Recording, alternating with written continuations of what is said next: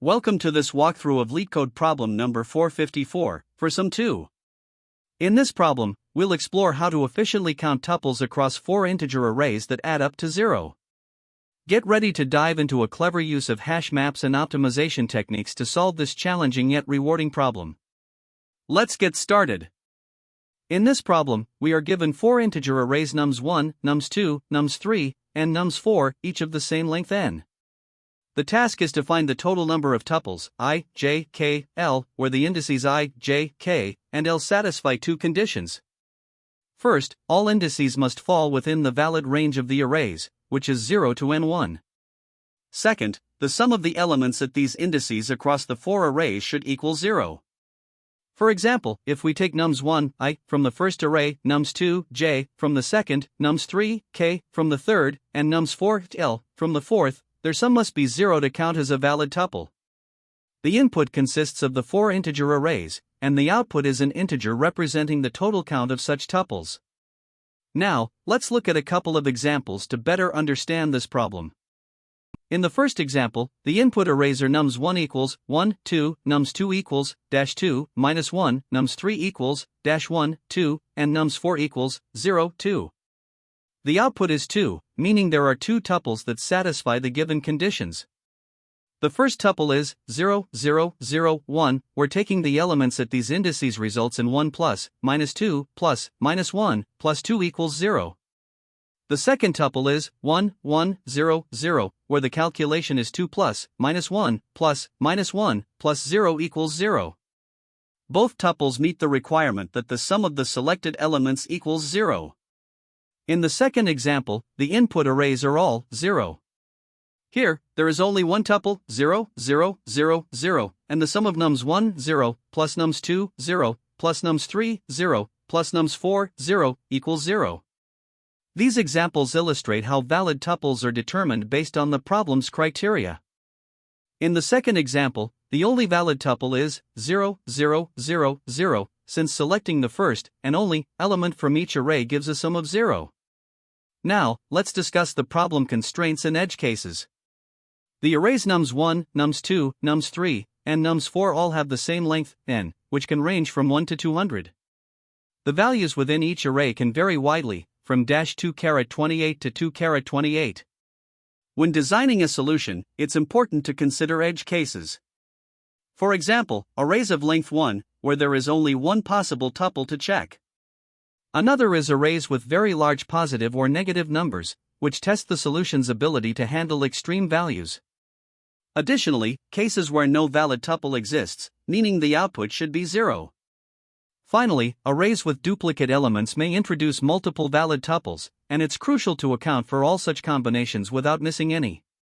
These considerations are key to ensuring a robust and efficient solution to the problem.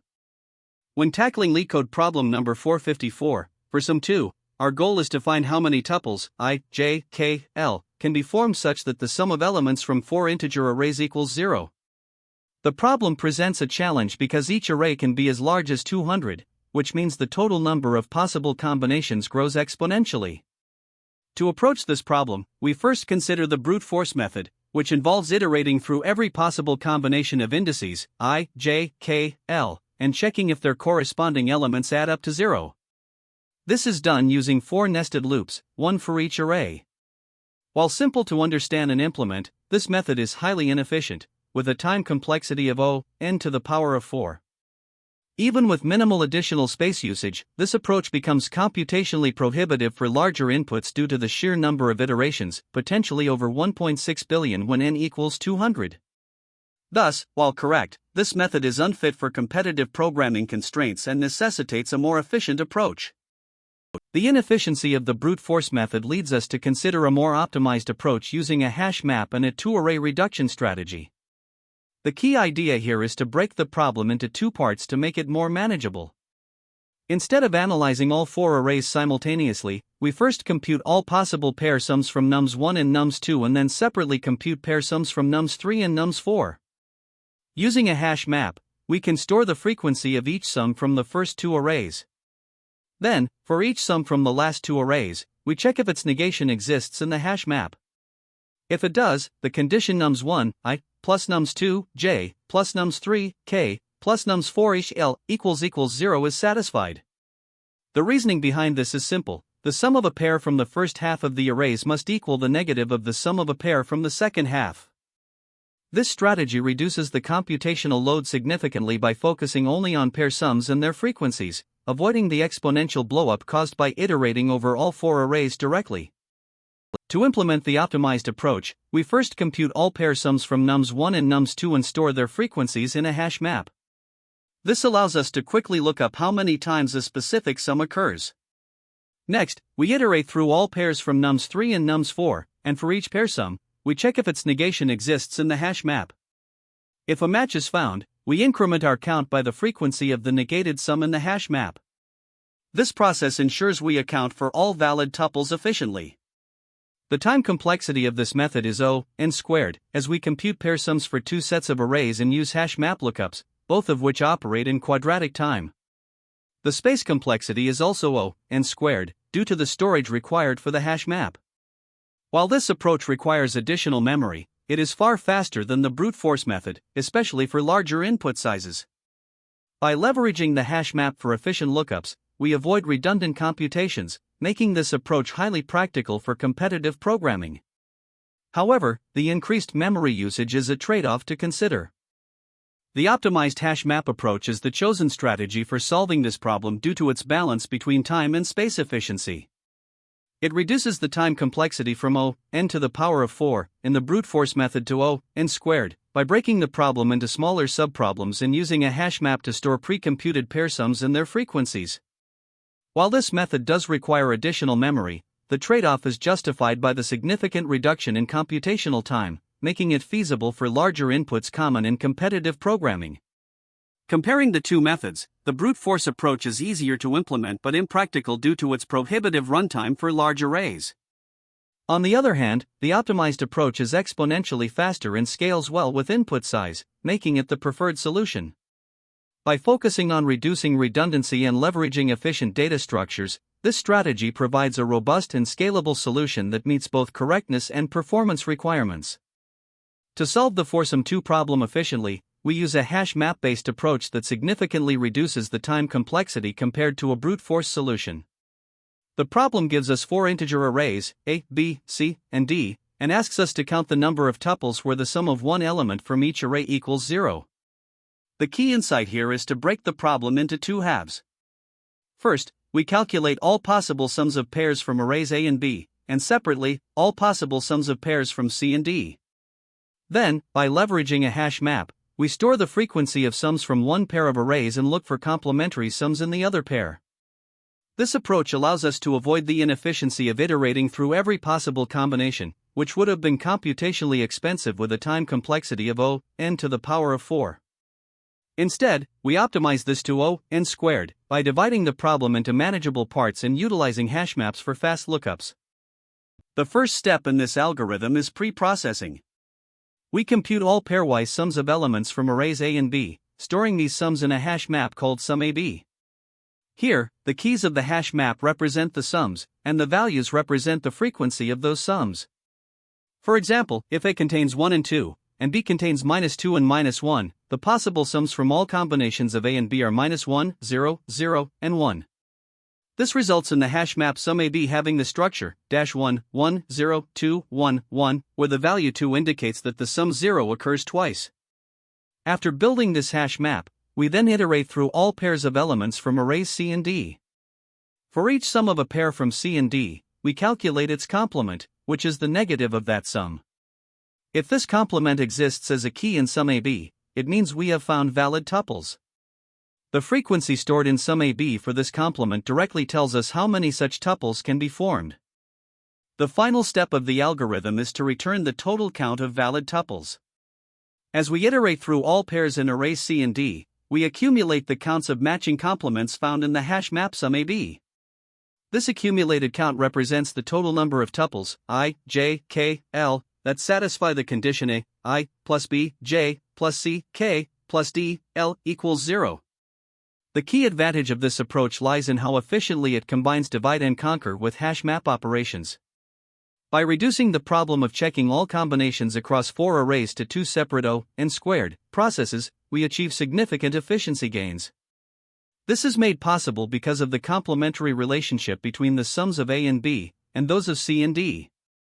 By storing intermediate results in the hash map, we eliminate the need to recompute sums repeatedly, making the algorithm not only faster but also scalable for larger inputs.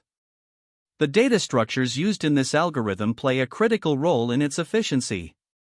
First, we use a hash map, which we call SumAB, to store all pairwise sums from arrays A and B. The keys in this hash map are the sums, and the values are their frequencies. This allows us to quickly look up whether a complement exists when processing pairs from arrays C and D. The hash map is central to reducing the overall time complexity, as it provides constant time access for these lookups. Additionally, we use a simple counter to keep track of the total number of valid tuples. This counter is incremented based on the frequency values retrieved from the hash map during the iteration over C and D together. These data structures enable the algorithm to process the problem in an efficient and organized manner, ensuring that we can handle large input sizes effectively. Analyzing the algorithm's complexity, we see significant improvements compared to a brute force approach. The time complexity is dominated by 2 main operations. First, computing the pairwise sums of A and B, which requires 2 nested loops and takes O(n)², and second, iterating through all pairs in C and D, which also takes O(n)². Since these 2 operations are independent, the overall time complexity is O(n)² plus O(n)², which simplifies to O(n)². The space complexity is determined by the hash map SumAB, which stores all unique pairwise sums of A and B. In the worst case, this hash map can have O(n)² entries, so the total space complexity is also O(n)². This balance of time and space efficiency makes the algorithm well suited for solving the foursome 2 problem within practical time limits, even for larger input sizes. This Python implementation solves the LeetCode problem number 454, for sum 2, by leveraging a hash map-based approach to efficiently count the number of tuples where the sum of elements from 4 lists equals 0. Step-by-step explanation. 1. Importing required libraries. The counter class from collections is used to store and count sums of pairs efficiently. This simplifies our code and improves readability. 2. Creating the foursome count method. The method starts by initializing a counter object called ab_sum_counts to store all possible sums of A, I, plus B, J, along with their frequencies. 3. Building the sum map, first 2 arrays. We iterate over every combination of elements in A and B. For each pair, A, B, the sum A plus B is calculated and added to the ab_sum_counts hash map. The hash map keeps track of how many times each sum occurs. This step has a time complexity of O(n)², where n is the size of the input arrays. For iterating over remaining arrays, target complement. We initialize a count variable to 0. This variable will store the total number of valid quadruples. Next, we iterate over every combination of elements in C and D. For each pair, C, D, we calculate the target complement -C plus D. This is the value needed from A, I, plus B, J, to make the sum 0. If target exists in ab_sum_counts, it means there are valid tuples that satisfy the condition. We add the count of target, from the hash map, to our count variable. 5. Returning the result. Once all pairs from C and D have been processed, the method returns the total count as the final result. Complexity analysis. Time complexity. The algorithm runs in O(n)² as we loop through pairs of A and B once to build the hash map, and then through pairs of C and D to count valid tuples. Space complexity. The space complexity is O(n)² due to the storage requirements of the counter hash map. This approach is highly efficient for the given problem, as it avoids the naive O(n)⁴ approach by reducing the number of computations while maintaining correctness. This is the Java implementation of the LeetCode problem for sum 2. The logic mirrors the Python solution but is adapted for Java's syntax and collections. A hash map is used to store the sums of elements from arrays A and B along with their counts. Then, we iterate over arrays C and D to find complements in the hash map. The key differences are type declarations, the use of Java's hash map for counting, and explicit handling of default values using getOrDefault.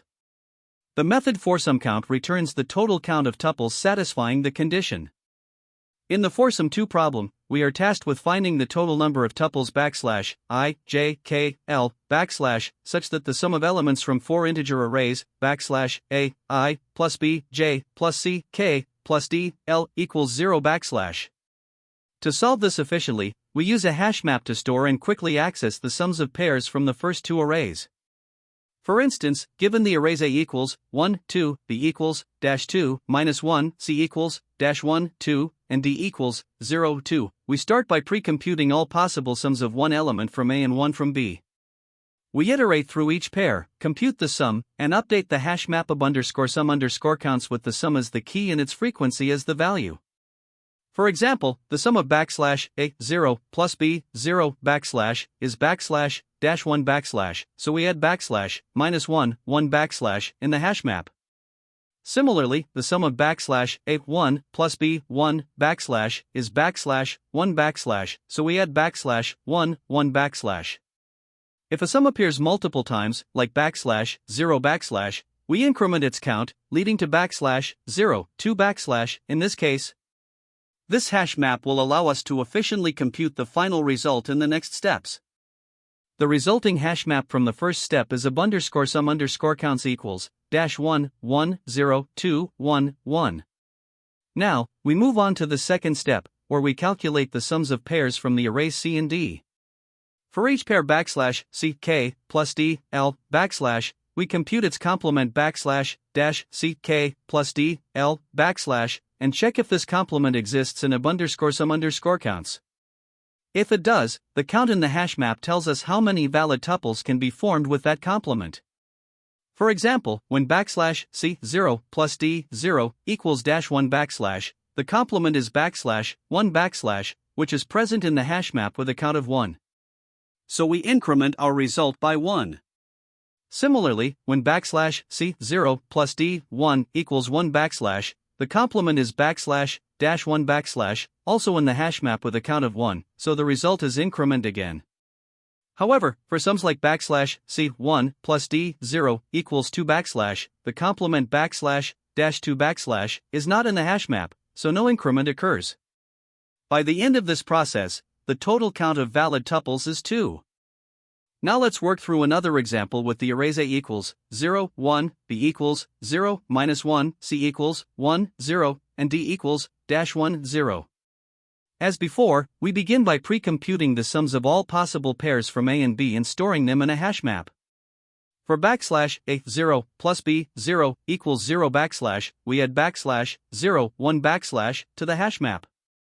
For \A 0 plus B 1 equals -1 we add \-1 1 For \A 1 plus B 0 equals 1 we add \1 1 Finally, for \A 1 plus B 1 equals 0 since \0 is already in the hash map, we increment its count to \0 2 The resulting hash map becomes _sum_counts equals 0 2 -1 1 1 1. This hash map will allow us to quickly check for complements as we analyze the pairs from C and D in the next step. Next, we compute the sums of pairs from C and D and look for their complements in the hash map _sum_counts. For instance, \C 0 plus D 0 equals 0 and its complement, \0 is found in the hash map with a count of 2. So we increment the result by 2. For \C 0 plus D 1 equals 1 its complement, \-1 exists in the hash map with a count of 1, so we increment the result by 1. Similarly, \C 1 plus D 0 equals -1 has a complement of \1 in the hash map with a count of 1, so the result is increment again. Lastly, \C 1 plus D 1 equals 0 has a complement of \0 in the hash map with a count of 2, so we increment the result by 2 more. After evaluating all pairs, the final count of valid tuples is 6 in this example. Finally, consider a simpler example where all arrays contain a single element, equals 0, b equals 0, c equals 0, and d equals 0. As before, we start by pre-computing the sums of pairs from A and B. Here, there's only one pair, backslash A, 0, plus B, 0, equals 0 backslash, so we add backslash, 0, 1 backslash, to the hash map, resulting in _sum_counts equals 0, 1. Then, we compute the sums of pairs from C and D. Again, there's only one pair, backslash C, 0, plus D, 0, equals 0 backslash, and its complement, backslash, 0 backslash, is found in the hash map with a count of 1. So we increment the result by 1. This gives a final count of one valid tuple. This example illustrates how the solution efficiently handles even the smallest input sizes. By breaking the problem into two steps, pre-computing sums and checking complements, we reduce the time complexity from backslash O n to the power of 4 backslash to backslash O n squared backslash, making the approach highly scalable for larger inputs. In this problem, the solution relies on efficiently using a hash map to reduce the computational cost compared to a brute force approach. First, we build a hash map, which we call _sum_counts, to store all possible sums of pairs from the arrays A and B. For each pair, A, B, in these arrays, we calculate the sum A plus B and increment its count in the hash map. Since there are n elements in each array, there are n*n pairs in total, leading to a time complexity of O n squared for this step. Next, we process the arrays C and D. For each pair, C, D, the target complement -C plus D is computed, and we check if it exists in the hash map. This process also involves iterating through all n*n pairs in C and D, contributing another O n squared operations. The efficient use of the hash map allows us to avoid the excessive computations of a brute force solution, making this approach significantly faster. In the second step, we perform lookups in the hash map for every pair, C, D, from arrays C and D. These lookups are O(1) on average, assuming the hash map is well designed with a good hash function and uniform distribution of keys. Since there are n(2) pairs in C and D, the total cost of these lookups is O n squared, *O(1), which simplifies to O n squared. When we consider the overall time complexity of the algorithm, the dominant cost comes from the nested loops over A and B to build the hash map, and the nested loops over C and D to perform the lookups. Both steps are O n squared, so the total time complexity is O n squared plus O n squared, which simplifies to O n squared. This quadratic time complexity is a significant improvement compared to the O n to the power of 4 complexity of a naive brute force solution. Now let's examine the space complexity of the solution. The primary space usage comes from the hash map of _sum_counts, which stores all unique sums of pairs from A and B. In the worst case, each pair, A, B, produces a unique sum, which means the hash map would contain n*n entries, where n is the size of the arrays. This results in a space complexity of O n squared. Beyond the hash map, the algorithm uses a few integer variables, such as target and count, as well as iterators for the loops. These additional variables require a constant amount of space, or O(1). Therefore, the overall space complexity is dominated by the hash map storage, making it O n squared. This space requirement is a reasonable trade-off for the significant time savings achieved by the algorithm. To put the efficiency of this solution into perspective, let's compare it to a brute force approach. A naive solution would involve iterating through all combinations of elements from arrays A, B, C, and D, checking if their sum equals 0. This approach would require evaluating n*n*n combinations, resulting in a time complexity of O n to the power of 4. In contrast, our optimized solution reduces this to O n squared by using a hash map to store intermediate results. Furthermore, when considering the best, average, and worst cases, the time and space complexity remain consistent at O n squared, since the algorithm processes all pairs in A and B, as well as all pairs in C and D, regardless of the input. This uniform complexity is a key advantage of the hash map-based approach. Finally, the big O complexity of this solution can be mathematically justified by analyzing its structure. The algorithm is divided into two distinct stages. The first stage involves pre-computing sums from arrays A and B, which requires O n squared operations. The second stage involves querying sums from arrays C and D and performing hashmap lookups, which also requires n² operations. By replacing the nested for loop structure of a brute force solution with two nested loops and efficient hashmap operations, we reduce the time complexity from n to the power of 4 to n². Additionally, the space usage is dominated by the hashmap, which requires n² storage. This careful partitioning of the problem is what enables the algorithm to achieve quadratic time complexity and space efficiency. One of the most common mistakes in solving the foursome 2 problem is relying on a direct brute force approach. This involves iterating through all possible quadruples from the 4 arrays, resulting in a time complexity of n to the power of 4. While this might work for small input sizes, it's completely infeasible for larger inputs, such as n equals 500, where the number of combinations becomes astronomical. Another frequent issue is not leveraging hashmaps to optimize the solution.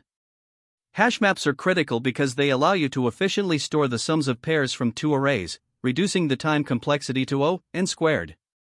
However, even when using a hashmap, improper handling of keys can cause errors. For example, forgetting to increment the frequency of an existing key or mishandling negative sums can lead to incorrect results. Lastly, there's often a misunderstanding about how zero-sum combinations work. Some assume that only a single pair sum from arrays C and D needs to match the negative of a single pair sum from arrays A and B, when in reality, all valid combinations must be considered. This oversight leads to missed tuples and incomplete solutions. Another common challenge is managing memory efficiently. Using hashmaps can be space-intensive, especially when n is large, and this can lead to memory limit exceeded errors. It's important to optimize space usage, such as clearing unused entries or considering alternative strategies. In interviews, the hashmap-based optimization is often a key focus. Interviewers typically expect candidates to identify this approach and explain how the hashmap stores pair sums along with their frequencies. It's also important to address edge cases, such as when arrays are empty, contain all zeros, or include duplicate values.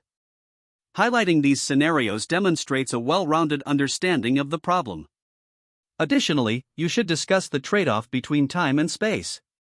While the hashmap reduces time complexity to n², it requires n² space, which can be a bottleneck for very large inputs. Finally, consider scalability, how well this solution performs as input sizes grow, and be ready to discuss its limitations, such as memory constraints, during your explanation. The techniques used in foursome 2 are closely related to other well-known problems, and understanding these connections can deepen your grasp of the concepts. For instance, LeetCode 1, the two-sum problem, is a simplified version where you find two numbers that add up to a target. LeetCode 15, the three-sum problem, extends this idea by identifying triplets that sum to 0. Similarly, LeetCode 18, the foursome problem, focuses on finding unique quadruples that meet a specific target sum. Lastly, LeetCode 170, twosome 3, explores dynamic scenarios where you need to design a data structure to handle updates and queries efficiently. These related problems highlight the importance of hashmap techniques and how they can be adapted to different variations. Recognizing the similarities and differences between these problems will help you solve them more effectively and prepare you for related challenges in interviews. Finally, there are several alternative approaches to solving foursome 2, each with its own trade-offs. The brute force approach involves iterating through all possible quadruples, combinations of A, I, B, J, C, K, and D, L, and checking if their sum equals 0. While conceptually simple, this method is highly inefficient for large inputs due to its n to the power of 4 time complexity. A slightly more refined approach uses two hashmaps, one to store the sums of pairs from arrays A and B, and another for the negative sums of pairs from arrays C and D. You then compare the two maps to count matches. This method reduces space usage slightly but adds complexity to the implementation. Another alternative is the sorting and two-pointer technique, which involves sorting two arrays and then using two pointers to find matching sums. While this can be effective for specific problem variations, it adds an n log n overhead due to the sorting step and is not always applicable. Each of these approaches has its own strengths and weaknesses, so it's important to understand when and how to use them based on the problem constraints. Great job working through this problem. We reviewed how to use hash maps to optimize multi-array tuple problems like foursome 2. Remember the importance of breaking down problems and leveraging efficient data structures. Thanks for watching, and stay tuned for more coding tutorials. That's the end of this tutorial. I hope you found this explanation helpful for understanding the solution to this LeetCode problem. If you enjoyed this content, please consider subscribing to the channel for more coding tutorials and solutions. Feel free to leave a like if this video helped you, and don't hesitate to comment with any questions you might have. Thanks for watching, and happy coding!